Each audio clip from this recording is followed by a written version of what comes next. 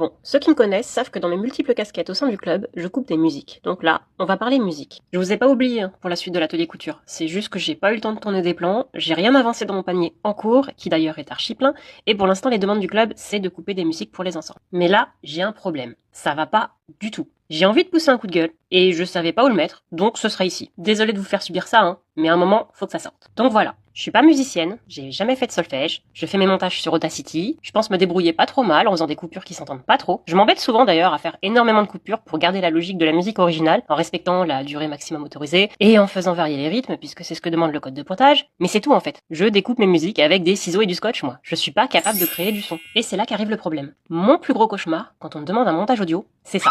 Ça, c'est ce qu'on appelle un fondu au noir. Ça, c'est quand le musicien a tellement tout donné pour créer sa musique qu'il n'a plus un gramme d'imagination pour la terminer correctement. Donc, il prend son refrain, le met en boucle et baisse le son progressivement jusqu'à extinction complète. Alors ok, c'était très à la mode dans les années 80, mais là les gars, on est en 2025, ça devrait plus exister un machin pareil. Non mais vraiment, faites plus ça. On vous déteste quand vous le faites, vous le savez ça?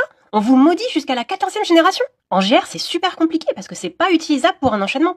Vous voyez le malaise quand la gymnaste se met en pause de fin alors que la musique continue de tourner? Vous les voyez les juges prêts à pénaliser quand la musique diminue et que la gymnaste ne s'arrête pas? S'il n'y a pas de vraie fin à la musique, comment on le termine l'enchaînement? Faites des fins à vos musiques, nom d'un chien! J'ai tout écouté dans cette musique, y a rien, vraiment rien pour faire semblant que c'est la fin même si ça l'est pas. Donc voilà, ça va finir avec un coup de cymbale ou un tadoum que je vais télécharger dans une banque de sons, qui va pas avoir la bonne tonalité, que je vais galérer à accorder parce que j'ai pas du tout l'oreille absolue, ça va tomber comme un cheveu sur la soupe, ça va faire moche, mais franchement, je sais pas faire mieux. Donc ceux qui coupent les musiques, quand vous vous retrouvez dans cette situation, c'est poubelle la musique? Ou vous arrivez à trouver une solution?